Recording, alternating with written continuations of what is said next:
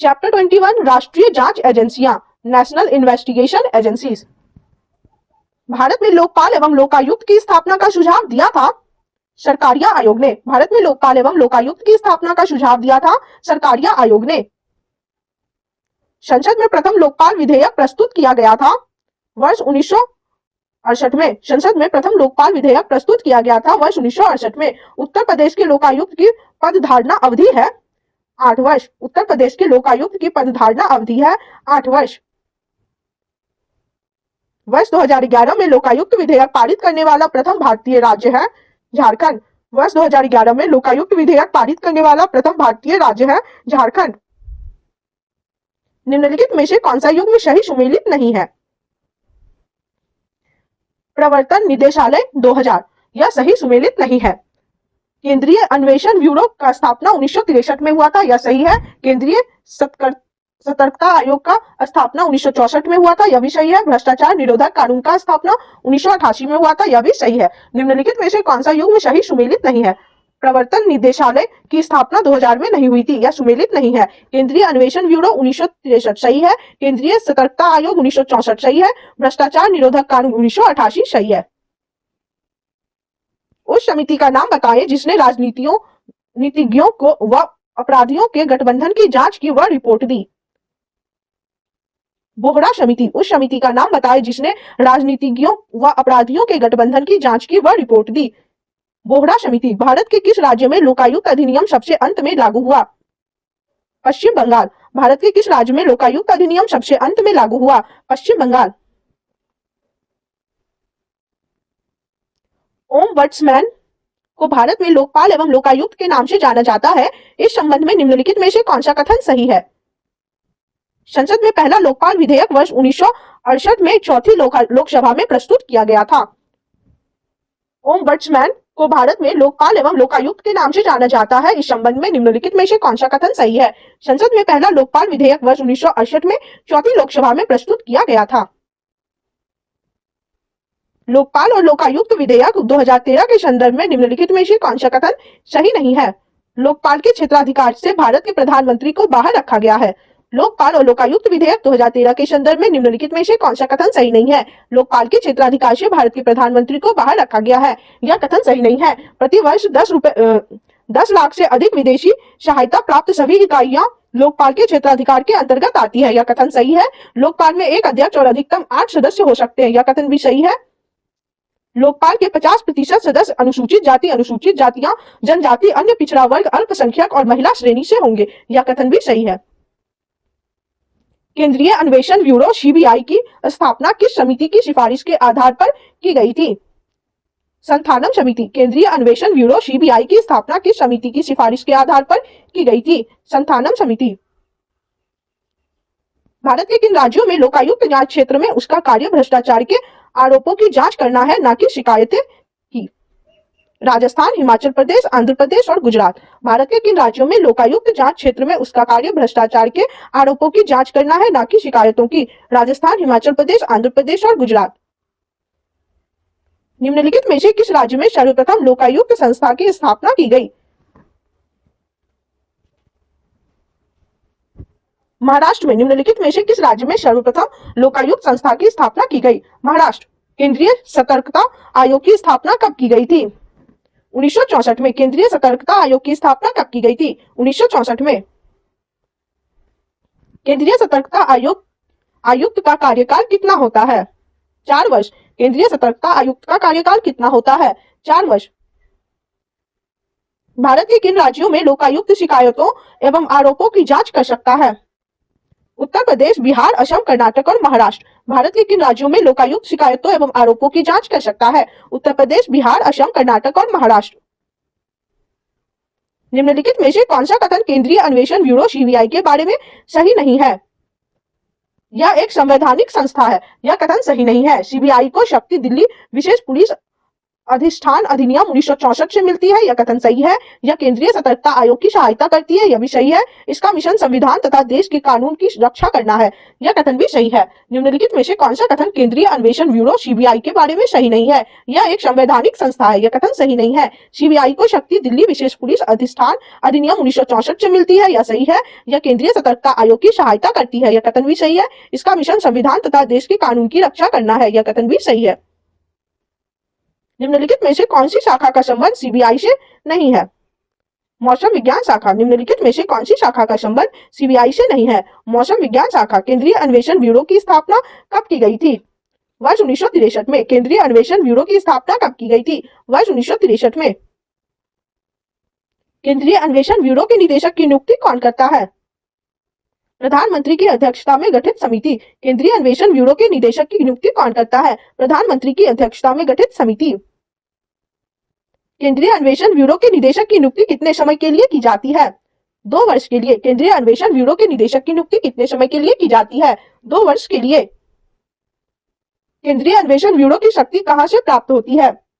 दिल्ली विशेष police अधिष्ठान अधिनियम 1946 से। केंद्रीय अन्वेषण ब्यूरो की शक्ति कहां से प्राप्त होती है? दिल्ली विशेष पुलिस अधिष्ठान अधिनियम 1946 से।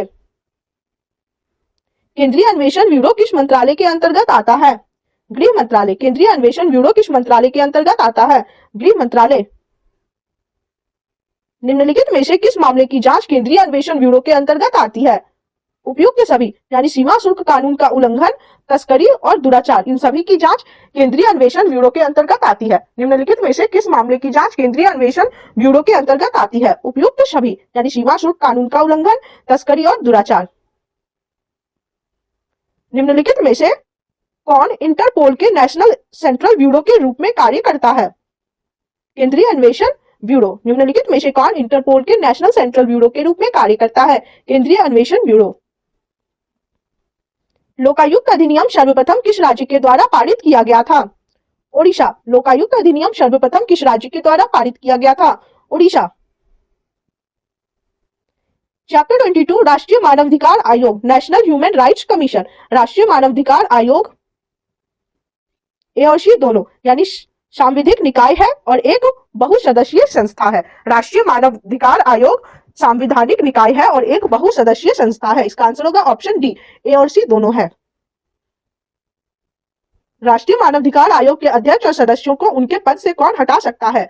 राष्ट्रपति। राष्ट्रीय मानवाधिकार आयोग के अध्यक्ष और सदस्यों को उनके पद से कौन हटा सकता है? राष्ट्रपति। राष्ट्रीय मानवाधिकार अधिनियम के किस अध्याय में वित्त लेखा और समपरीक्षा का प्रावधान किया गया है? अध्याय 7 में। राष्ट्रीय मानवाधिकार अधिनियम के किस अध्याय में वित्त लेखा और समपरीक्षा का प्रावधान किया गया है? अध्याय 7 में। राष्ट्रीय मानवाधिकार आयोग के अध्यक्ष का कार्यकाल कितने समय का होता है? 3 वर्ष या 70 वर्ष तक? राष्ट्रीय मानवाधिकार आयोग के अध्यक्ष का कार्यकाल कितने वर्ष समय का होता है? 3 वर्ष या 70 वर्ष तक? निम्नलिखित में से कौन सा राष्ट्रीय मानवाधिकार आयोग का कार्य नहीं है? किसी मानवाधिकार पीड़ित को आर्थिक मुआवजा देना। निम्नलिखित में से कौन सा राष्ट्रीय मानवाधिकार आयोग का कार्य नहीं है? किसी मानवाधिकार पीड़ित को आर्थिक मुआवजा देना। राष्ट्रीय मानवाधिकार आयोग का मुख्यालय कहां पर स्थित है? दिल्ली में। राष्ट्रीय मानवाधिकार आयोग का मुख्यालय कहां पर स्थित है? दिल्ली में। अंतर्राष्ट्रीय मानवाधिकार दिवस कब मनाया जाता है? 10 दिसंबर को। अंतर्राष्ट्रीय मानवाधिकार दिवस कब मनाया जाता है? 10 दिसंबर को। निम्न में से कौन राष्ट्रीय मानवाधिकार आयोग के अध्यक्ष के लिए गठित समिति में शामिल नहीं होता है? राष्ट्रपति। निम्न में से कौन राष्ट्रीय मानवाधिकार आयोग के अध्यक्ष के लिए गठित समिति में शामिल नहीं होता है? राष्ट्रपति। राष्ट्रीय मानवाधिकार आयोग का अध्यक्ष किसे बनाया जाता है? सुप्रीम कोर्ट का कोई सेवानिवृत्त मुख्य न्यायाधीश को। राष्ट्रीय मानवाधिकार आयोग का अध्यक्ष किसे बनाया जाता है? सुप्रीम कोर्ट का कोई सेवानिवृत्त मुख्य न्यायाधीश को। राष्ट्रीय मानवाधिकार आयोग के प्रथम अध्यक्ष कौन थे? न्यायमूर्ति रंगनाथ मिश्रा। राष्ट्रीय मानवाधिकार आयोग के प्रथम अध्यक्ष कौन थे? न्यायमूर्ति रंगनाथ मिश्रा। राज्य मानवाधिकार आयोग के अध्यक्ष एवं सदस्यों की नियुक्ति किसके द्वारा की जाती है? राज्यपाल द्वारा। राज्य मानवाधिकार आयोग के अध्यक्ष एवं सदस्यों की नियुक्ति किसके द्वारा की जाती है? राज्यपाल द्वारा।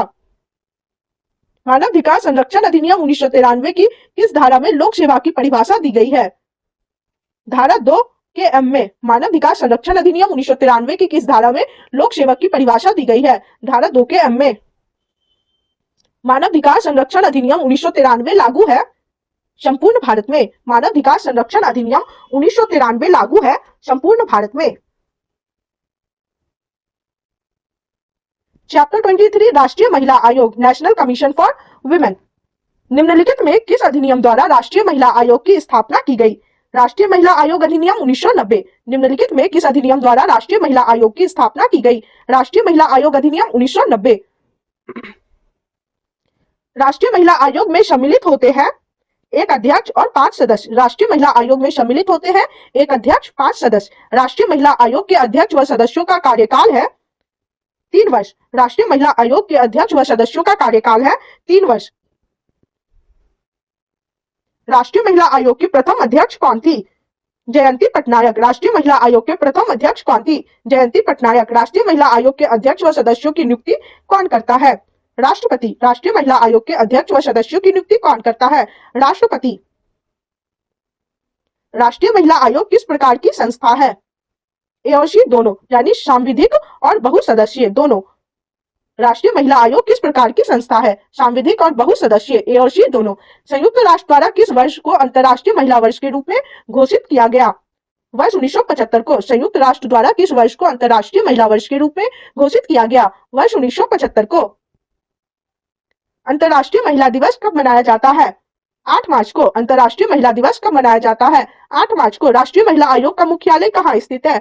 नई दिल्ली में। राष्ट्रीय महिला आयोग का मुख्यालय कहाँ स्थित है? नई दिल्ली में। राष्ट्रीय महिला आयोग की स्थापना कब हुई? जनवरी 1992 में। राष्ट्रीय महिला आयोग की स्थापना कब हुई? जनवरी 1992 में। निम्नलिखित में से कौन सा अधिकार राष्ट्रीय महिला आयोग का नहीं है? ए और बी दोनों, यानी आरोपी पर जुर्माना लगाना और आरोपी को गिरफ्तार करना, यह दोनों अधिकार राष्ट्रीय महिला आयोग का नहीं है।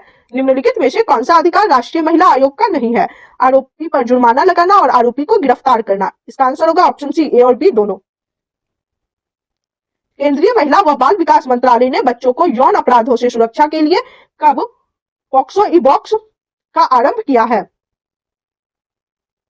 26 अगस्त 2016।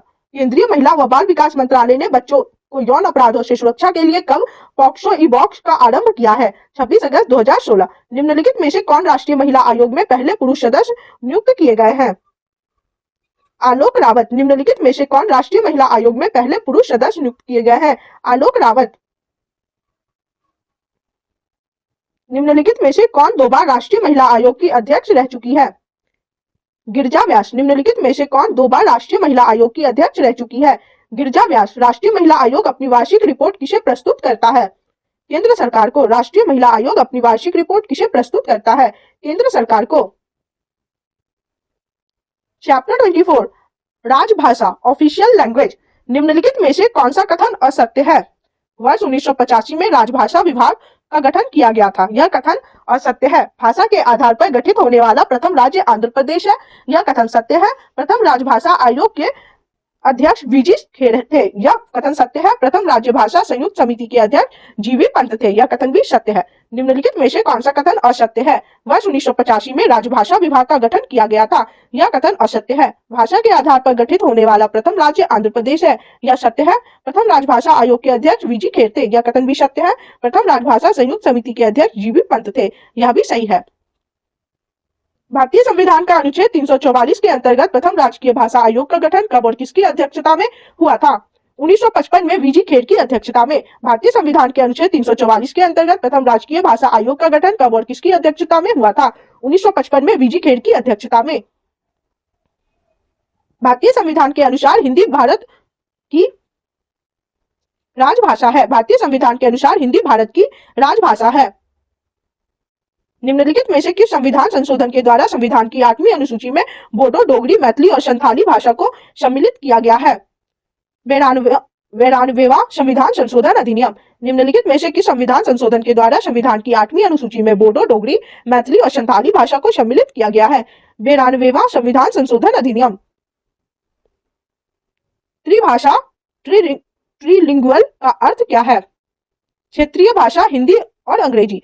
त्रिभाषा ट्रीलिंगुअल का अर्थ क्या है? क्षेत्रीय भाषा हिंदी और अंग्रेजी। निम्नलिखित में से कौन सी भाषा संविधान की 8वीं अनुसूची में सम्मिलित नहीं है? भोजपुरी नहीं है, उर्दू, नेपाली और कोंकणी सम्मिलित है। निम्नलिखित में से कौन सी भाषा संविधान की 8वीं अनुसूची में सम्मिलित नहीं है? भोजपुरी सम्मिलित नहीं है, उर्दू, नेपाली और कोंकणी सम्मिलित है। संघ की राजभाषा हिंदी होगी, यह प्रस्ताव संविधान सभा ने कब पारित किया था? 14 सितंबर 1949 में। संघ की राजभाषा हिंदी होगी, यह प्रस्ताव संविधान सभा ने कब पारित किया था? 14 सितंबर 1949 को। राजभाषा विभाग किस मंत्रालय के अंतर्गत आता है? गृह मंत्रालय के। राजभाषा विभाग किस मंत्रालय के अंतर्गत आता है? गृह मंत्रालय। राजभाषा अधिनियम किस वर्ष पारित हुआ था? वर्ष 1963 में। राजभाषा अधिनियम किस वर्ष पारित हुआ था? वर्ष 1963 में। भारत के किस राज्य में उर्दू को प्रथम राजभाषा का दर्जा प्रदान किया गया है? जम्मू कश्मीर। भारत के किस राज्य में उर्दू को प्रथम राजभाषा का दर्जा प्रदान किया गया है? जम्मू कश्मीर। राजभाषा का उल्लेख संविधान के किस भाग में किया गया है? भाग 17 में। राजभाषा का उल्लेख संविधान के किस भाग में किया गया है? भाग 17 में। भारत की सरकारी भाषा संबंधी प्रावधान का संशोधन किस प्रकार हो सकता है? कम से कम 2/3 बहुमत से। भारत की सरकारी भाषा संबंधी प्रावधान का संशोधन किस प्रकार हो सकता है? कम से कम 2/3 बहुमत से। भारतीय संविधान के किस अनुच्छेद में हिंदी को राजभाषा के रूप में उल्लिखित किया गया है? अनुच्छेद 343 के 1 में। भारतीय संविधान के किस अनुच्छेद में हिंदी को राजभाषा के रूप में उल्लिखित किया गया है? अनुच्छेद 343 के 1 में। भारतीय संविधान के किस अनुच्छेद में प्राथमिक स्तर पर मातृभाषा में शिक्षा देने का उपबंध किया गया है? अनुच्छेद 350 के क में। भारतीय संविधान के किस अनुच्छेद में प्राथमिक स्तर पर मातृभाषा में शिक्षा देने का उपबंध किया गया है? अनुच्छेद 350 के क में। हिंदी दिवस किस तिथि को मनाया जाता है? 14 सितंबर को। हिंदी दिवस किस तिथि को मनाया जाता है? 14 सितंबर को। किसी भाषा को किसी राज्य की राजभाषा के रूप में स्वीकार करने का अधिकार किसे है? राज्य विधानमंडल को। किसी भाषा को किसी राज्य की राजभाषा के रूप में स्वीकार करने का अधिकार किसे है? राज्य विधानमंडल को। सिंधी भाषा को किस संवैधानिक संशोधन द्वारा संविधान की 8वीं अनुसूची में शामिल किया गया है? 21वें। सिंधी भाषा को किस संवैधानिक संशोधन द्वारा संविधान की 8वीं अनुसूची में शामिल किया गया है? 21वें। राजभाषा कार्यान्वयन समिति की बैठक एक वर्ष में कितनी बार होनी चाहिए? 4 बार। राजभाषा कार्यान्वयन समिति की बैठक एक वर्ष में कितनी बार होनी चाहिए? 4 बार। निम्नलिखित में से कौन सी भाषा संविधान की 8वीं अनुसूची में शामिल नहीं है? अंग्रेजी, हिंदी है, संस्कृत है और उर्दू है। निम्नलिखित में से कौन सी भाषा संविधान की 8वीं अनुसूची में शामिल नहीं है? अंग्रेजी शामिल नहीं है, हिंदी, संस्कृत और उर्दू शामिल है। भारतीय संविधान की 8वीं अनुसूची में कौन सी भाषा वर्ष 2003 में जोड़ी गई? संथाली। भारतीय संविधान की 8वीं अनुसूची में कौन सी भाषा वर्ष 2003 में जोड़ी गई? संथाली। चलिए अब देखते हैं संविधान में 8वीं अनुसूची में सम्मिलित भाषाएं कौन कौन सी है। असमिया, बांग्ला, गुजराती, हिंदी, कन्नड़, कश्मीरी, कोंकणी, मलयालम, मणिपुरी, मराठी, नेपाली, ओडिया, पंजाबी, संस्कृत, सिंधी, तमिल, तेलुगु, उर्दू, डोगरी, बोडो, मैथिली और संथाली। ये 22 भाषाएं हैं जो संविधान में 8वीं अनुसूची में सम्मिलित है। संविधान में 8वीं अनुसूची में सम्मिलित भाषाएं एक बार फिर से देख लेंगे। असमिया, बांग्ला, गुजराती, हिंदी, कन्नड़, कश्मीरी, कोंकणी, मलयालम, मणिपुरी, मराठी, नेपाली, ओडिया, पंजाबी, संस्कृत, सिंधी, तमिल, तेलुगु, उर्दू, डोगरी, बोडो, मैथिली और संथाली। अब पढ़ेंगे चैप्टर 25, आपात उपबंध, इमरजेंसी प्रोविजंस। देश में पहली बार राष्ट्रीय आपातकाल की उद्घोषणा कब की गई थी? 26 अक्टूबर 1962 में। देश में पहली बार राष्ट्रीय आपातकाल की उद्घोषणा कब की गई थी? 26 अक्टूबर 1962। प्रथम राष्ट्रीय आपातकाल की उद्घोषणा के समय देश के राष्ट्रपति कौन थे? Doctor S Radhakrishnan. प्रथम राष्ट्रीय आपातकाल की उद्घोषणा के समय देश के राष्ट्रपति कौन थे? Doctor S Radhakrishnan. 1975 में तीसरे राष्ट्रीय आपातकाल की उद्घोषणा किसने की थी? फखरुद्दीन अली अहमद। 1975 में तीसरे राष्ट्रीय आपातकाल की उद्घोषणा किसने की थी? फखरुद्दीन अली अहमद। निम्नलिखित में से किस तारीख को भारत के राष्ट्रपति ने अपनी शक्तियों का प्रयोग करते हुए उद्घोषणा द्वारा यह घोषणा की कि गंभीर आपात विद्यमान है जिसके कारण आंतरिक अशांति से भारत की सुरक्षा को गंभीर खतरा है? 26 जून 1975। निम्नलिखित में से किस तारीख को भारत के राष्ट्रपति ने अपनी शक्तियों का प्रयोग करते हुए उद्घोषणा द्वारा यह घोषणा की कि गंभीर आपात विद्यमान है जिसके कारण आंतरिक अशांति से भारत की सुरक्षा को गंभीर खतरा है? 26 जून 1975। भारतीय संविधान के अनुच्छेद 352 के अनुसार राष्ट्रीय आपात की घोषणा निम्नलिखित में से किन परिस्थितियों में की जा सकती है? युद्ध, बाह्य आक्रमण और सशस्त्र विद्रोह। भारतीय संविधान के अनुच्छेद 352 के अनुसार राष्ट्रीय आपात की घोषणा निम्नलिखित में से किन परिस्थितियों में की जा सकती है? युद्ध, बाह्य आक्रमण और सशस्त्र विद्रोह। युद्ध या बाह्य आक्रमण के कारण की गई आपातकाल की घोषणा का संसद द्वारा अनुमोदन कितनी अवधि के भीतर होना चाहिए? 1 महीने में। युद्ध या बाह्य आक्रमण के कारण की गई आपातकाल की घोषणा का संसद द्वारा अनुमोदन कितनी अवधि के भीतर होना चाहिए? 1 महीने में। राज्य में राष्ट्रपति शासन से तात्पर्य राज्य में किसके शासन से है? राज्य के राज्यपाल के। राज्य में राष्ट्रपति शासन से तात्पर्य राज्य में किसके शासन से है? राज्य के राज्यपाल के। राज्यों में राष्ट्रपति शासन की उद्घोषणा को कितने दिनों में संसद की स्वीकृति मिलना आवश्यक है? 2 माह में। राज्यों में राष्ट्रपति शासन की उद्घोषणा को कितने दिनों में संसद की स्वीकृति मिलना आवश्यक है? 2 माह में। किसी राज्य में राष्ट्रपति शासन किसी परिस्थिति में अधिकतम कितनी अवधि तक लागू किया जा सकता है? 3 वर्ष तक। किसी राज्य में राष्ट्रपति शासन किसी परिस्थिति में अधिकतम कितनी अवधि तक लागू किया जा सकता है? 3 वर्ष। अब तक किस राज्य में सर्वाधिक लंबी अवधि तक राष्ट्रपति शासन लागू रहा?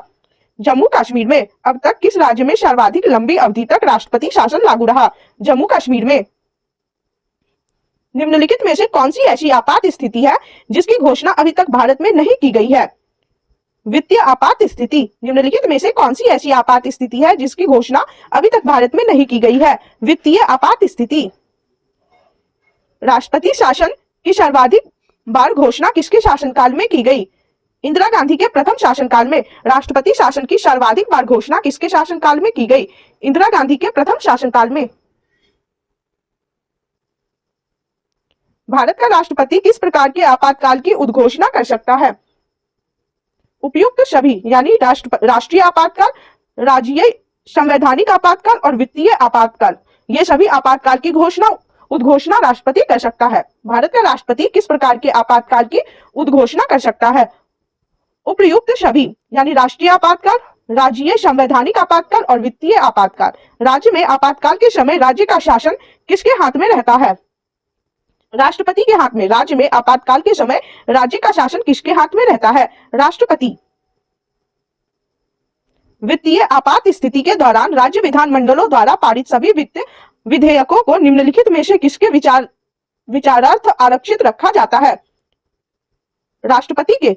वित्तीय आपात स्थिति के दौरान राज्य विधानमंडलों द्वारा पारित सभी वित्तीय विधेयकों को निम्नलिखित में से किसके विचारार्थ आरक्षित रखा जाता है? राष्ट्रपति के। वित्तीय आपात के दौरान राष्ट्रपति राज्य के किस प्रकार के विधेयकों की स्वीकृति के लिए प्रस्तुत किए जाने के लिए बाध्य कर सकता है?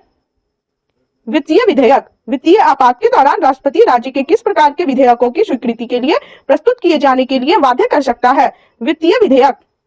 राष्ट्रीय आपातकाल में संविधान की संघीय प्रकृति पर क्या प्रभाव पड़ता है? वैसा ही बनी रहती है। राष्ट्रीय आपातकाल में संविधान की संघीय प्रकृति पर क्या प्रभाव पड़ता है? वैसी ही बनी रहती है। राष्ट्रीय आपातकाल की घोषणा करने के लिए सशस्त्र विद्रोह शब्द को संविधान में कब जोड़ा गया है? 44वें संविधान संशोधन द्वारा। राष्ट्रीय आपातकाल की घोषणा करने के लिए सशस्त्र विद्रोह शब्द को संविधान में कब जोड़ा गया है? 44वें संविधान संशोधन द्वारा। राष्ट्रीय आपात की उद्घोषणा का स्वतः प्रभाव होता है अनुच्छेद 19 के अंतर्गत प्राप्त मूल अधिकारों का निलंबन। राष्ट्रीय आपात की उद्घोषणा का स्वतः प्रभाव होता है अनुच्छेद 19 के अंतर्गत प्राप्त मूल अधिकारों का निलंबन। निम्नलिखित में से किसने कहा था कि राष्ट्रपति का आपातकालीन अधिकार संविधान के साथ धोखा है? हृदयनाथ कुंजरू। निम्नलिखित में से किसने कहा था कि राष्ट्रपति का आपातकालीन अधिकार संविधान के साथ धोखा है? हृदयनाथ कुंजरू। संविधान के किस अनुच्छेद के अंतर्गत राज्यों में संवैधानिक तंत्र के विफल होने पर राष्ट्रपति शासन लागू किया जाता है? अनुच्छेद 356। संविधान के किस अनुच्छेद के अंतर्गत राज्यों में संवैधानिक तंत्र के विफल होने पर राष्ट्रपति शासन लागू किया जाता है? अनुच्छेद 356। द्वितीय राष्ट्रीय आपातकाल की उद्घोषणा के समय देश के राष्ट्रपति कौन थे? बीवी गिरी। द्वितीय राष्ट्रीय आपातकाल की उद्घोषणा के समय देश के राष्ट्रपति कौन थे? बीवी गिरी। निम्नलिखित में से किस राज्य में सर्वप्रथम राष्ट्रपति शासन लागू किया गया था? पेप्सू पंजाब। निम्नलिखित में से किस राज्य में सर्वप्रथम राष्ट्रपति शासन लागू किया गया था? पेप्सू पंजाब। भारत में कितनी बार राष्ट्रीय आपात की घोषणा लागू की जा चुकी है? 3 बार। अभी तक भारत में कितनी बार राष्ट्रीय आपात की घोषणा लागू की जा चुकी है? 3 बार। निम्नलिखित में से किस युग्म का सही मिलान किया गया है? एडीएम जबलपुरवाद आपातकाल में नागरिकों का अधिकार। निम्नलिखित में से किस युग्म का सही मिलान किया गया है? एडीएम जबलपुरवाद आपातकाल में नागरिकों का अधिकार। आपातकाल के समय निम्नलिखित में से कौन सा मूल अधिकार निलंबित होता है? व्यक्तिगत स्वतंत्रता। आपातकाल के समय निम्नलिखित में से कौन सा मूल अधिकार निलंबित होता है? व्यक्तिगत स्वतंत्रता। चैप्टर 26 विशेष वर्गों के संवैधानिक उपबंध यानी constitutional provision for special categories किस संविधान संशोधन के माध्यम से अनुसूचित जाति एवं अनुसूचित जनजाति आयोग को पृथक किया गया? 89वां संविधान संशोधन। किस संविधान संशोधन के माध्यम से अनुसूचित जाति एवं अनुसूचित जनजाति आयोग को पृथक किया गया? 89वां संविधान संशोधन। राष्ट्रीय अनुसूचित जाति आयोग में कुल सदस्य संख्या कितनी होती है? 5। राष्ट्रीय अनुसूचित जाति आयोग में कुल सदस्य संख्या कितनी होती है? 5। निम्नलिखित में से अनुसूचित जाति आयोग का कार्य कौन सा है? उपयुक्त सभी यानी अनुसूचित जातियों को उनके अधिकारों और रक्षा उपायों से वंचित किए जाने की शिकायत की जांच करना, अनुसूचित जातियों के संरक्षण, सामाजिक एवं आर्थिक कल्याण तथा विकास के लिए अनुशंसा करना और भारतीय सरकार के आदेश के अधीन किए गए रक्षा उपायों से संबंधित सभी विषयों की जांच करना एवं रक्षा उपायों के क्रियान्वयन का मूल्यांकन करना। ये सभी कार्य अनुसूचित जाति आयोग के हैं। निम्नलिखित में से अनुसूचित जाति आयोग का कार्य कौन सा है? उपयुक्त सभी कार्य यानी अनुसूचित जातियों को उनके अधिकारों और रक्षा उपायों से वंचित किए जाने की शिकायत की जांच करना, अनुसूचित जातियों के संरक्षण, सामाजिक एवं आर्थिक कल्याण तथा विकास के लिए अनुशंसा करना और भारत सरकार के आदेश के अधीन किए गए रक्षा उपायों से संबंधित सभी विषयों की जांच करना एवं रक्षा उपायों के क्रियान्वयन का मूल्यांकन करना। भारत में अनुसूचित जनजाति शब्द का प्रयोग पहली बार किस अधिनियम में किया गया? भारत शासन अधिनियम 1935। भारत में अनुसूचित जनजाति शब्द का प्रयोग पहली बार किस अधिनियम में किया गया? भारत शासन अधिनियम 1935। निम्नलिखित में से सत्य कथन की पहचान कीजिए। उपयुक्त सभी सत्य है यानी पिछड़ा वर्ग आयोग का गठन 2 बार हो चुका है, यह सत्य है। 29 जनवरी 1953 को कालेलकर आयोग का गठन किया गया था, यह भी सत्य है। 20 सितंबर 1978 को वीपी मंडल आयोग का गठन किया गया था, यह भी सत्य है। निम्नलिखित में से सत्य कथन की पहचान कीजिए। उपयुक्त सभी कथन सत्य हैं। पिछड़ा वर्ग आयोग का गठन 2 बार हो चुका है, सत्य है। 29 जनवरी 1953 को कालेलकर आयोग का गठन किया गया था, यह भी सत्य है। 20 सितंबर 1978 को वीपी मंडल आयोग का गठन किया गया था, यह भी सत्य है। राष्ट्रीय अनुसूचित जनजाति आयोग के सदस्यों का कार्यकाल कितने वर्ष का होता है? 3 वर्ष। राष्ट्रीय अनुसूचित जनजाति आयोग के सदस्यों का कार्यकाल कितने वर्ष का होता है? 3 वर्ष। निम्नलिखित में से कौन से कार्य राष्ट्रीय अनुसूचित जाति के नहीं है? सामाजिक एवं शैक्षणिक रूप से पिछड़े वर्ग की पहचान करता है, यह कार्य राष्ट्रीय अनुसूचित जनजाति के नहीं है। अनुसूचित जनजातियों के अधिकारों के हनन से संबंधित विशिष्ट शिकायतों की जांच करना, यह है। आयोग राष्ट्रपति को अनुसूचित जनजातियों से संबंधित वार्षिक प्रतिवेदन सौंपता है, यह कार्य भी है। और राष्ट्रपति संसद द्वारा निर्मित किसी कानून के अधीन विनिर्दिष्ट करें उनका निर्वहन करना है, यह भी है। निम्नलिखित में से कौन से कार्य राष्ट्रीय अनुसूचित जनजाति के नहीं है? सामाजिक एवं शैक्षणिक रूप से पिछड़े वर्ग की पहचान करता है, यह कार्य नहीं है। अनुसूचित जनजातियों के अधिकारों के हनन से संबंधित विशिष्ट शिकायतें की जांच करना, यह है। आयोग राष्ट्रपति को अनुसूचित जनजातियों से संबंधित वार्षिक प्रतिवेदन सौंपता है, यह भी है। राष्ट्रपति संसद द्वारा निर्मित किसी कानून के अधीन विनिर्दिष्ट करें उनका निर्वहन करना है, यह भी है। राष्ट्रीय पिछड़ा वर्ग आयोग का गठन किस अनुच्छेद के अंतर्गत हुआ है? अनुच्छेद 340। राष्ट्रीय पिछड़ा वर्ग आयोग का गठन किस अनुच्छेद के अंतर्गत हुआ है? अनुच्छेद 340। वीपी मंडल आयोग ने कितनी पिछड़ी जातियों की पहचान की थी? 3743। वीपी मंडल आयोग ने कितनी पिछड़ी जातियों की पहचान की थी? 3743। पिछड़ा वर्ग आयोग प्रतिवर्ष अपनी वार्षिक रिपोर्ट किसे सौंपता है? राष्ट्रपति को। पिछड़ा वर्ग आयोग प्रतिवर्ष अपनी वार्षिक रिपोर्ट किसे सौंपता है? राष्ट्रपति को। अल्पसंख्यकों की भाषा, लिपि तथा संस्कृत के संरक्षण का अधिकार किस अनुच्छेद में प्रदान किया गया है? अनुच्छेद 29 में। अल्पसंख्यकों की भाषा, लिपि तथा संस्कृत के संरक्षण का अधिकार किस अनुच्छेद में प्रदान किया गया है? अनुच्छेद 29 में। निम्नलिखित में से किन्नरों को किस वर्ग में रखा गया है? अन्य वर्गों में निम्नलिखित में से किन्नरों को किस वर्ग में रखा गया है? अन्य वर्गों में राष्ट्रीय अल्पसंख्यक आयोग का गठन किस वर्ष किया गया था? वर्ष 1993 में राष्ट्रीय अल्पसंख्यक आयोग का गठन किस वर्ष किया गया था? वर्ष 1993 में। राष्ट्रीय अल्पसंख्यक आयोग की संरचना के संबंध में सत्य विकल्प का चयन कीजिए। इसमें एक अध्यक्ष, एक उपाध्यक्ष तथा 5 अन्य सदस्य होते हैं। राष्ट्रीय अल्पसंख्यक आयोग की संरचना के संबंध में सत्य विकल्प का चयन कीजिए। इसमें एक अध्यक्ष, एक उपाध्यक्ष तथा 5 अन्य सदस्य होते हैं। निम्नलिखित में से राष्ट्रीय अल्पसंख्यक आयोग का कार्य कौन सा है? उपयुक्त सभी, यानी अल्पसंख्यकों के अधिकारों के हनन की शिकायतें को सुनना, राष्ट्रीय अल्पसंख्यकों के विकास के स्तर का मूल्यांकन करना तथा सुझाव देना, और राष्ट्रीय अल्पसंख्यकों की सुरक्षा तथा कल्याण से संबंधित प्रयासों में सहयोग देना, यह सभी कार्य हैं। निम्नलिखित में से राष्ट्रीय अल्पसंख्यक आयोग का कार्य कौन सा है? उपयुक्त सभी, यानी अल्पसंख्यकों के अधिकारों के हनन की शिकायतें को सुनना, राष्ट्रीय अल्पसंख्यकों के विकास के स्तर का मूल्यांकन करना तथा सुझाव देना, राष्ट्रीय अल्पसंख्यकों की सुरक्षा तथा कल्याण से संबंधित प्रयासों में सहयोग देना। मुस्लिम अल्पसंख्यक समुदाय के विकास हेतु राजेंद्र सच्चर समिति ने अपनी रिपोर्ट किस वर्ष सौंपी?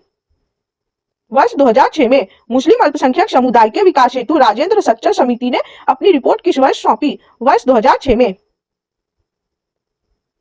निम्नलिखित में से किस संविधान संशोधन द्वारा राष्ट्रीय पिछड़ा वर्ग आयोग को संवैधानिक दर्जा दिया गया?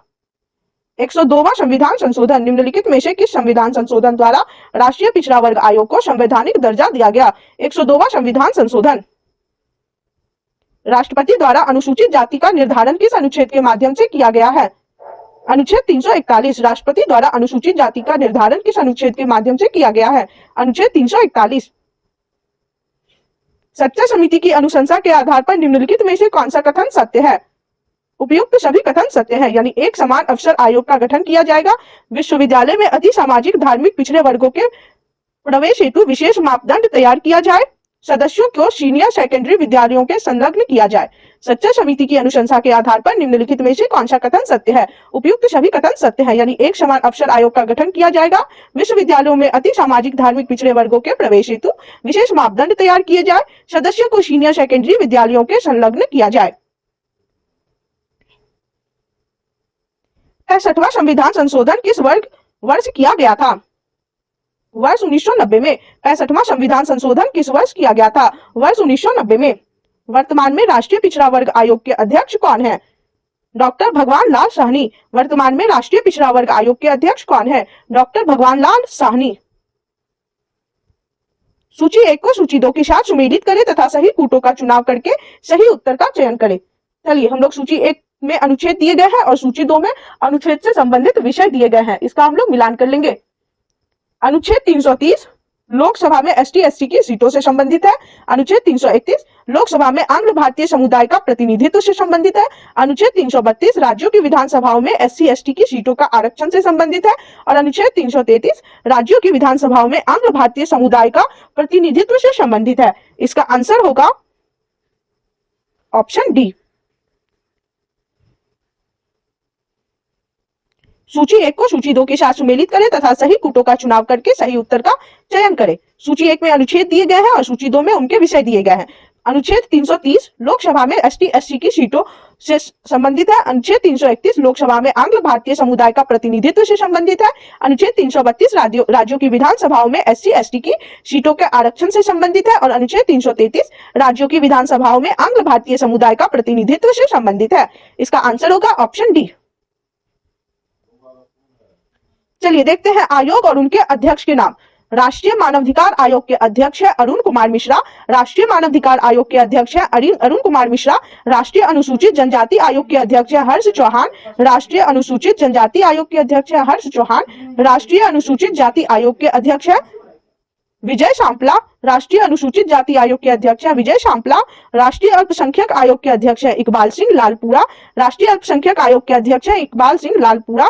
राष्ट्रीय महिला आयोग के अध्यक्ष है रेखा शर्मा। राष्ट्रीय महिला आयोग के अध्यक्ष है रेखा शर्मा। चैप्टर 27 कुछ राज्यों के लिए विशेष प्रावधान, special provisions for some states. विशेष राज्यों के से संबंधित अनुच्छेद 371 से 371 के यों तक का प्रावधान संविधान के किस भाग में दिए गए हैं? भाग 21 में विशेष राज्यों से संबंधित अनुच्छेद 371 से 371 के यौ तक का प्रावधान संविधान के किस भाग में दिए गए हैं? भाग 21 में अनुच्छेद 371 के अंतर्गत महाराष्ट्र एवं गुजरात के राज्यपालों की कुछ विशेष शक्तियां निम्नलिखित में से कौन सी है?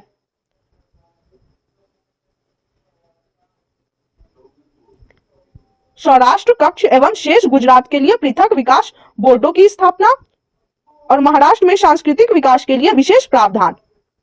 इसका आंसर होगा ऑप्शन बी। अनुच्छेद 371 के अंतर्गत महाराष्ट्र एवं गुजरात के राज्यपालों की कुछ विशेष शक्तियां निम्नलिखित में से कौन सी है? सौराष्ट्र कक्ष एवं शेष गुजरात के लिए पृथक विकास बोर्डों की स्थापना और महाराष्ट्र में सांस्कृतिक विकास के लिए विशेष प्रावधान। इसका आंसर होगा ऑप्शन बी। अनुच्छेद 371 के क के अंतर्गत नागालैंड राज्य के लिए कौन सा प्रावधान किया गया है? नागाओं की धार्मिक या सामाजिक प्रथाएं, नागा रूढ़िजन्य विधि और प्रक्रिया, सिविल और दंडिक न्याय प्रशासन जहां विनिश्चय नागा रूढ़िजन्य विधि के अनुसार होते हैं और भूमि और उसके संपत्ति स्रोतों का स्वामित्व और अंतरण। इसका आंसर होगा ऑप्शन डी, उपयुक्त सभी। अनुच्छेद 371 के क के अंतर्गत नागालैंड राज्य के लिए कौन सा प्रावधान किया गया है? नागाओं की धार्मिक या सामाजिक प्रथाएं, नागा रूढ़िजन्य विधि और प्रक्रिया, सिविल और दंडिक न्याय प्रशासन जहां विनिश्चय नागा रूढ़िजन्य विधि के अनुसार होते हैं और भूमि और उसके संपत्ति स्रोतों का स्वामित्व और अंतरण। इसका आंसर होगा ऑप्शन डी। आंध्र प्रदेश तथा तेलंगाना के लिए प्रावधान किस अनुच्छेद में दिए गए हैं? अनुच्छेद 371 के घ में आंध्र प्रदेश तथा तेलंगाना के लिए प्रावधान किस अनुच्छेद में दिए गए हैं? अनुच्छेद 371 के घ में सिक्किम को पूर्ण राज्य का दर्जा किस संविधान संशोधन के माध्यम से प्रदान किया गया? 36वां संविधान संशोधन। सिक्किम को पूर्ण राज्य का दर्जा किस संविधान संशोधन के माध्यम से प्रदान किया गया? 36वां संविधान संशोधन। सूची 1 को सूची 2 के साथ सुमेलित करें तथा सही कूटों का चुनाव करके सही उत्तर का चयन करें। चलिए मिलान कर लेंगे। सूची 1 में अनुच्छेद दिए गए हैं और सूची 2 में राज्यों का प्रावधान दिया गया है। इसका हम लोग मिलान करेंगे। अनुच्छेद 371 का छ मिजोरम, अनुच्छेद 371 का ज अरुणाचल प्रदेश, अनुच्छेद 371 का झ गोवा और अनुच्छेद 371 का ख असम। इसका आंसर होगा ऑप्शन डी। सूची 1 को सूची 2 के साथ सुमेलित करें तथा सही कूटों का चुनाव करके सही उत्तर का चयन करें। अनुच्छेद और राज्यों का प्रावधान, इसका मिलान करेंगे। अनुच्छेद 371 का छ मिजोरम, अनुच्छेद 371 का ज अरुणाचल प्रदेश, अनुच्छेद 371 का झ गोवा, अनुच्छेद 371 का ख असम। इसका आंसर होगा ऑप्शन डी। अनुच्छेद 371 के ग में किस राज्य के लिए विशेष प्रावधान किया गया है? मणिपुर में। अनुच्छेद 371 के ग में किस राज्य के लिए विशेष प्रावधान किया गया है? मणिपुर में। अनुच्छेद 371 के झ के अनुसार गोवा विधानसभा में कम से कम कितने सदस्यों का प्रावधान किया गया है? 30। अनुच्छेद 371 के झ के अनुसार गोवा विधानसभा में कम से कम कितने सदस्यों का प्रावधान किया गया है? 30। किस अनुच्छेद को विस्तृत करके तेलंगाना राज्य की स्थापना की गई है? अनुच्छेद 371 का घ। किस अनुच्छेद को विस्तृत करके तेलंगाना राज्य की स्थापना की गई है? अनुच्छेद 371 का घ। चैप्टर 28 संविधान संशोधन, कॉन्स्टिट्यूशनल अमेंडमेंट। निम्नलिखित विधेयकों में से किस एक का भारतीय संसद के दोनों सदनों द्वारा अलग अलग विशेष बहुमत से पारित होना आवश्यक है? संविधान संशोधन विधेयक। निम्नलिखित विधेयकों में से किस एक का भारतीय संसद के दोनों सदनों द्वारा अलग अलग विशेष बहुमत से पारित होना आवश्यक है? संविधान संशोधन विधेयक। भारतीय संविधान के किस अनुच्छेद के प्रावधानों के अंतर्गत संविधान में संशोधन किया जा सकता है? अनुच्छेद 368। भारतीय संविधान के किस अनुच्छेद के प्रावधानों के अंतर्गत संविधान में संशोधन किया जा सकता है? अनुच्छेद 368। राष्ट्रीय पिछड़ा वर्ग आयोग का प्रावधान संविधान के किस अनुच्छेद में किया गया है? अनुच्छेद 338 के बी में। राष्ट्रीय पिछड़ा वर्ग आयोग का प्रावधान संविधान के किस अनुच्छेद में किया गया है? अनुच्छेद 338 के बी में। भारत और बांग्लादेश के मध्य भूमि सीमा समझौता किस संविधान संशोधन के तहत लागू किया गया था? 100वां संविधान संशोधन। भारत और बांग्लादेश के मध्य भूमि सीमा समझौता किस संविधान संशोधन के तहत लागू किया गया था? 100वां संविधान संशोधन। निम्नलिखित में से संविधान संशोधन विधेयक किस सदन में लाया जाता है? लोकसभा में और राज्यसभा में? इसका आंसर होगा ऑप्शन डी। निम्नलिखित में से संविधान संशोधन विधेयक किस सदन में लाया जाता है? लोकसभा में और राज्यसभा में? इसका आंसर होगा ऑप्शन डी। 86वें संविधान संशोधन द्वारा प्रस्तावित शिक्षा का अधिकार किस वर्ष में लागू किया गया? वर्ष 2010 से। 86वें संविधान संशोधन द्वारा प्रस्तावित शिक्षा का अधिकार किस वर्ष से लागू किया गया? वर्ष 2010 से। संविधान का प्रथम संशोधन जो वर्ष 1951 में पारित हुआ निम्नलिखित में से किससे संबंधित था? कुछ राज्यों में किए गए कृषि व कृषि भूमि संबंधी सुधारों के संरक्षण से। संविधान का प्रथम संशोधन जो वर्ष 1951 में पारित हुआ निम्नलिखित में से किससे संबंधित था?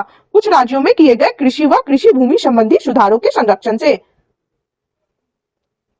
भारतीय संविधान में 9वीं अनुसूची जोड़ी गई थी प्रथम संविधान संशोधन द्वारा। भारतीय संविधान में 9वीं अनुसूची जोड़ी गई थी प्रथम संविधान संशोधन द्वारा।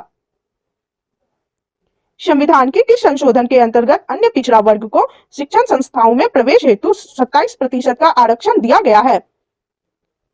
93वें संशोधन। संविधान के किस संशोधन के अंतर्गत अन्य पिछड़ा वर्ग को शिक्षण संस्थाओं में प्रवेश हेतु 27% का आरक्षण दिया गया है? 93वां संशोधन।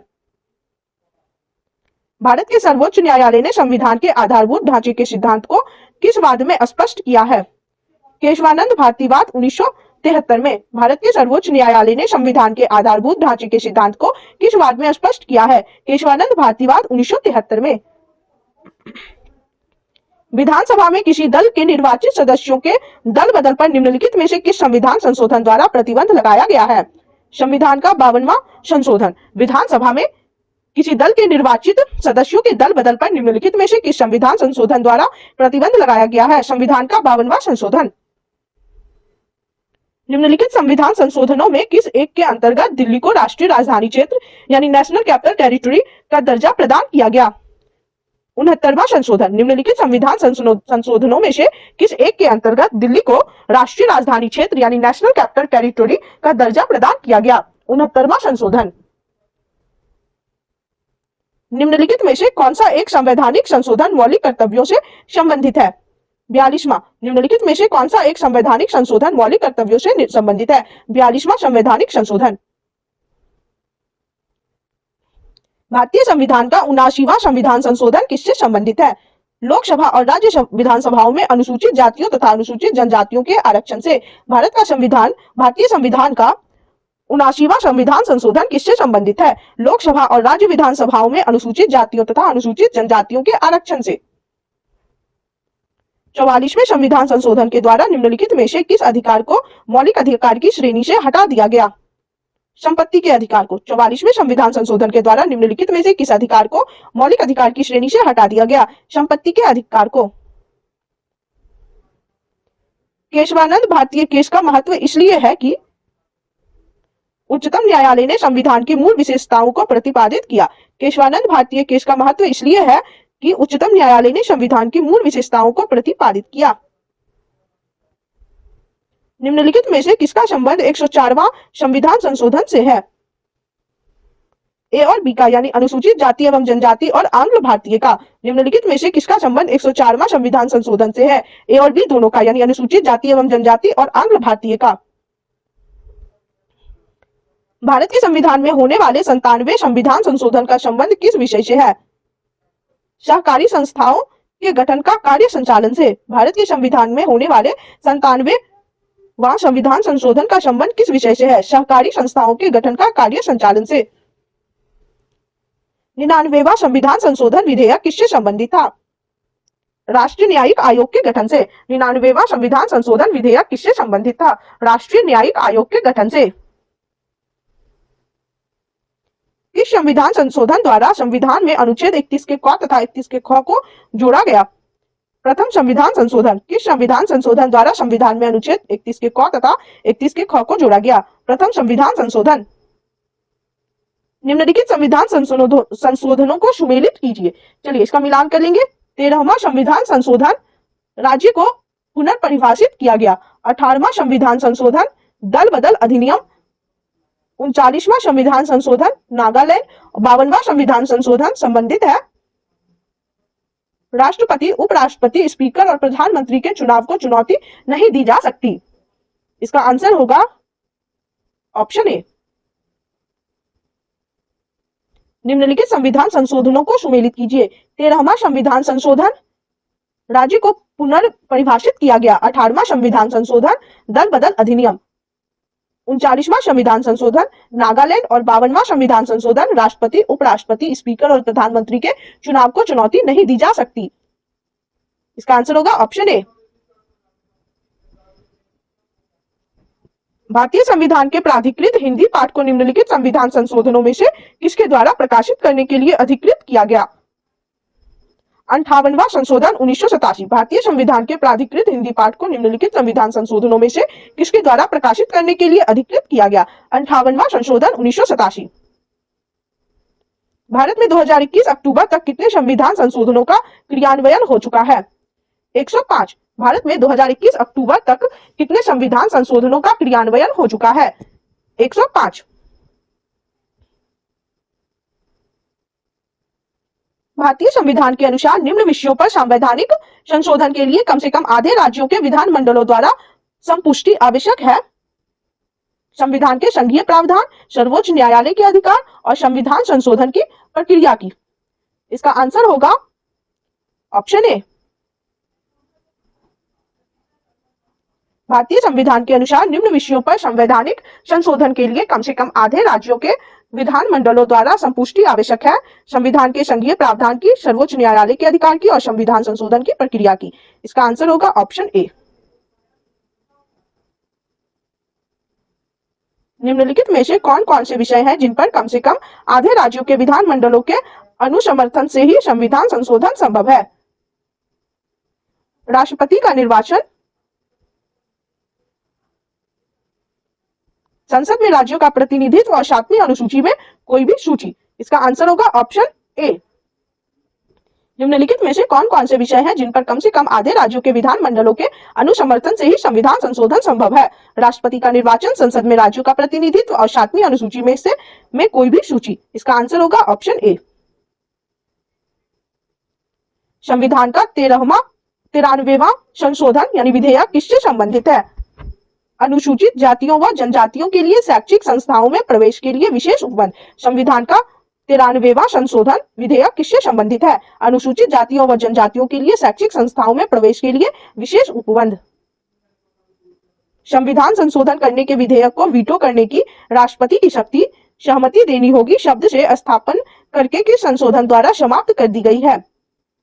44वां संशोधन। संविधान संशोधन करने के विधेयक को वीटो करने की राष्ट्रपति की शक्ति सहमति देनी होगी शब्द से स्थापन करके किस संशोधन द्वारा समाप्त कर दी गई है? 44वां संशोधन। भारतीय संविधान में संशोधन की प्रक्रिया किस देश के संविधान से प्रेरित है?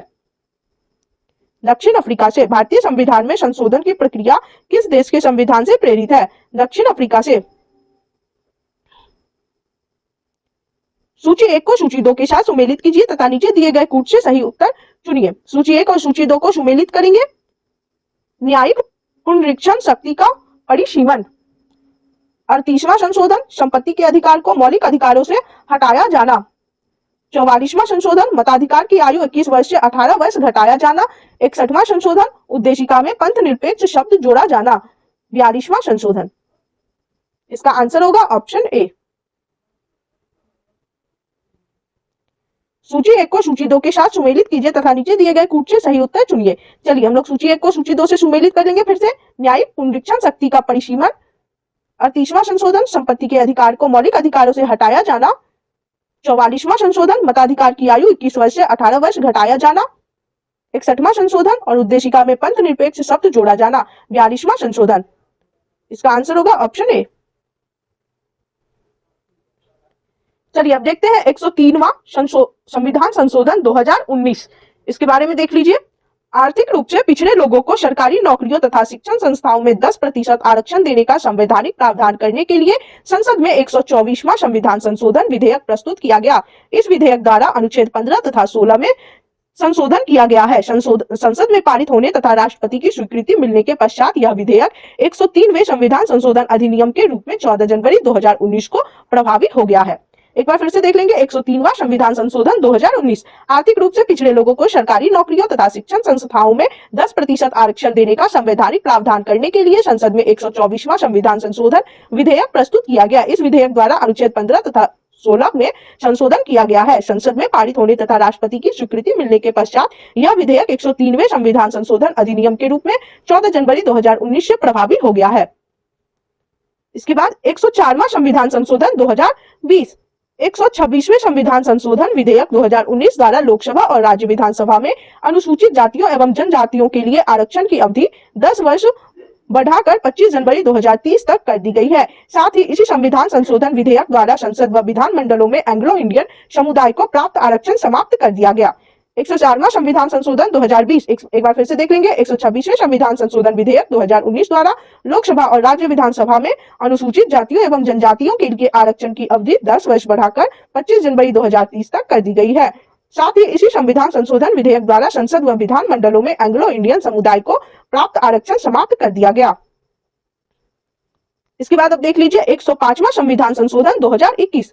इसके द्वारा राज्यों को सामाजिक और शैक्षिक रूप से पिछड़े वर्गों SEBC की पहचान करने की शक्ति पुनः प्रदान कर दी गई है, जिसे 102वें संविधान संशोधन के द्वारा समाप्त कर दिया गया था। अब इन वर्गों की केंद्रीय सूची के साथ साथ राज्य और केंद्र शासित प्रदेश की सूची भी हो सकती है। एक बार फिर से देख लीजिए 105वां संविधान संशोधन 2021।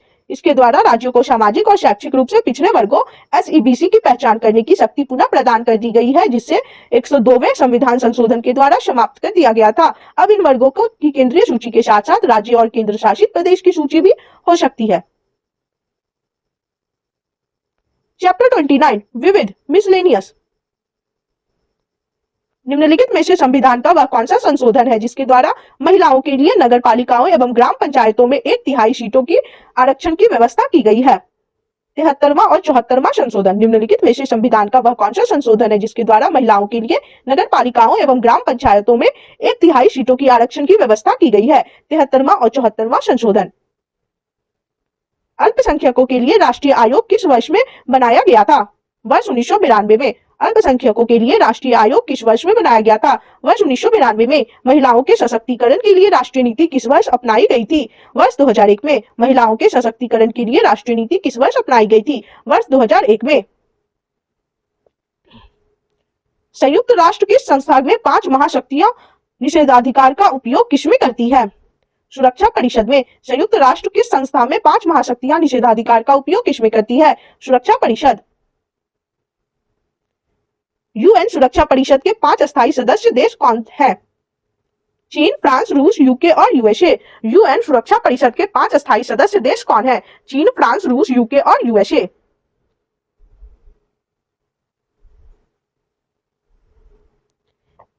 इक्यानवेवां संविधान संशोधन केंद्र सरकार तथा राज्य सरकार के मंत्रियों की संख्या क्रमशः लोकसभा एवं विधानसभा की सदस्य संख्या के कितने प्रतिशत तक निर्धारित करता है? 15%। 91वां संविधान संशोधन केंद्र सरकार तथा राज्य सरकार के मंत्रियों की संख्या क्रमशः लोकसभा एवं विधानसभा की सदस्य संख्या के कितने प्रतिशत तक निर्धारित करता है? 15%। संविधान की संकल्पना का उद्भव सबसे पहले कहाँ हुआ था? संयुक्त राज्य अमेरिका में। संविधान की संकल्पना का उद्भव सबसे पहले कहाँ हुआ था? संयुक्त राज्य अमेरिका में। निम्न में से अध्यक्षतात्मक यानी राष्ट्रपति वाली सरकार किस प्रकार से बनती है? उपयुक्त सभी प्रकार से, यानी कार्यकाल की निश्चित अवधि, कार्यपालिका तथा विधानमंडल के सदस्यों के बीच कोई दोहराव नहीं और राष्ट्रपति का प्रत्यक्ष द्वारा चुनाव। निम्न में से अध्यक्षात्मक राष्ट्रपति वाली सरकार किस प्रकार से बनती है? उपयुक्त सभी, यानी कार्यकाल की निश्चित अवधि, कार्यपालिका तथा विधानमंडल के सदस्यों के बीच कोई दोहराव नहीं और राष्ट्रपति का प्रत्यक्ष द्वारा चुनाव। संयुक्त राष्ट्र सुरक्षा परिषद के अस्थायी सदस्य की कार्य अवधि कितनी होती है? 2 वर्ष। संयुक्त राष्ट्र सुरक्षा परिषद के अस्थायी सदस्य की कार्य अवधि कितनी होती है? 2 वर्ष। एक बार पूरे कार्यकाल के लिए चुने जाने पर कोई न्यायाधीश अंतर्राष्ट्रीय न्यायालय में कितनी अवधि तक काम करता है? 9 वर्ष तक। एक बार पूरे कार्यकाल के लिए चुने जाने पर कोई न्यायाधीश अंतर्राष्ट्रीय न्यायालय में कितनी अवधि तक काम करता है? 9 वर्ष तक।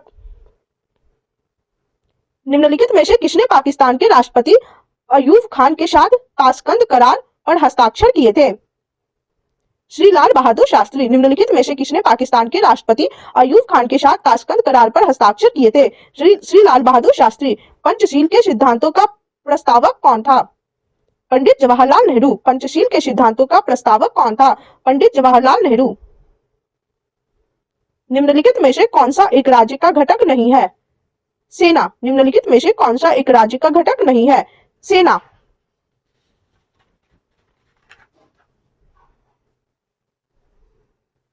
निम्नलिखित में से कौन सा संयुक्त राष्ट्र का अंग नहीं है? हाउस ऑफ कॉमन्स नहीं है। निम्नलिखित में से कौन सा संयुक्त राष्ट्र का अंग नहीं है? हाउस ऑफ कॉमन्स नहीं है। अंतर्राष्ट्रीय न्यायालय है, न्यासी परिषद है और आर्थिक और सामाजिक परिषद भी है। निम्नलिखित में से कौन सी विचारधारा भारत के लिए चुनौती उत्पन्न नहीं करती है? समाजवाद। निम्नलिखित में से कौन सी विचारधारा भारत के लिए चुनौती उत्पन्न नहीं करती है? समाजवाद। निम्नलिखित में से क्या स्वतंत्रता और स्वाधीनता में बाधक है? केंद्रीकरण। निम्नलिखित में से क्या स्वतंत्रता और स्वाधीनता में बाधक है? केंद्रीकरण। शक्ति के विकेंद्रीकरण को गांधी जी के समर्थन का क्या कारण था? विकेंद्रीकरण लोकतंत्र में लोगों की अधिक भागीदारी सुनिश्चित करता है। शक्ति के विकेंद्रीकरण को गांधी जी के समर्थन का क्या कारण था? विकेंद्रीकरण लोकतंत्र में लोगों की अधिक भागीदारी सुनिश्चित करता है। निम्नलिखित में से वह देश कौन सा है जिसमें संवैधानिक विधि तथा सामान्य विधि में कोई अंतर नहीं है? यूके। निम्नलिखित में से वह देश कौन सा है जिसमें संवैधानिक विधि तथा सामान्य विधि में कोई अंतर नहीं है? यूके। निम्न में से किसका मिलान सही नहीं है? महिलाओं पर घरेलू हिंसा अधिनियम 1990 यह सही नहीं है। हिंदू विवाह अधिनियम 1955 सही है। गर्भ का चिकित्सीय समापन अधिनियम 1971 सही है और महिलाओं पर क्रूरता 1995 यह सही है। निम्न में से किसका मिलान सही नहीं है? महिलाओं पर घरेलू हिंसा अधिनियम 1990 यह सही नहीं है। हिंदू विवाह अधिनियम 1955 सही है। गर्भ का चिकित्सीय समापन अधिनियम 1971 सही है। महिलाओं पर क्रूरता 1995 सही है। बांडुंग सम्मेलन निम्नलिखित में से किससे संबंधित है? गुट निरपेक्ष आंदोलन से। बांडुंग सम्मेलन निम्नलिखित में से किससे संबंधित है? गुट निरपेक्ष आंदोलन से। बच्चों के अधिकारों पर संयुक्त राष्ट्र संघ कन्वेंशन के अनुसार निम्नलिखित में से वह अधिकार कौन सा है जो अधिकार नहीं माना जाता है? रोजगार। बच्चों के अधिकारों पर संयुक्त राष्ट्र संघ कन्वेंशन के अनुसार निम्नलिखित में से वह अधिकार कौन सा है जो अधिकार नहीं माना जाता है? रोजगार। निम्न में से सही जोड़ बनाइए। सूची 1 में संगठन और सूची 2 में उनके मुख्यालय के नाम दिए गए हैं, इसका मिलान करेंगे। संयुक्त राष्ट्र औद्योगिक विकास, वियना खाद्य एवं कृषि संगठन, रोम विश्व स्वास्थ्य संगठन, जेनेवा संयुक्त राष्ट्र शैक्षिक वैज्ञानिक एवं सांस्कृतिक संगठन, पेरिस। इसका आंसर होगा ऑप्शन डी। निम्न में से सही जोड़े मिलाए। सूची 1 में संगठन और सूची 2 में उनके मुख्यालय के नाम दिए गए हैं, इसका हम लोग मिलान करेंगे। संयुक्त राष्ट्र औद्योगिक विकास का मुख्यालय वियना में है, खाद्य एवं कृषि संगठन का मुख्यालय रोम में है, विश्व स्वास्थ्य संगठन का मुख्यालय जेनेवा में है, संयुक्त राष्ट्र शैक्षिक वैज्ञानिक एवं सांस्कृतिक संगठन का मुख्यालय पेरिस में है। इसका आंसर होगा ऑप्शन डी। राज्य शब्द का प्रयोग सर्वप्रथम किसने किया? मैकियावेली ने। राज्य शब्द का प्रयोग सर्वप्रथम किसने किया? मैकियावेली ने। मनुष्य एक सामाजिक प्राणी है, यह कथन किसका है? अरस्तु का। मनुष्य एक सामाजिक प्राणी है, यह कथन किसका है? अरस्तु का। यह किसने कहा कि मनुष्य प्राकृतिक रूप से एक राजनीतिक प्राणी है? अरस्तु ने। यह किसने कहा कि मानव प्राकृतिक रूप से एक राजनीतिक प्राणी है? अरस्तु ने। लोकतंत्र के दो रूप कौन से हैं? प्रत्यक्ष और अप्रत्यक्ष। लोकतंत्र के दो रूप कौन से हैं? प्रत्यक्ष और अप्रत्यक्ष। मतपत्रों को सबसे पहले प्रयोग किया गया था ऑस्ट्रेलिया में। मतपत्रों को सबसे पहले प्रयोग किया गया था ऑस्ट्रेलिया में।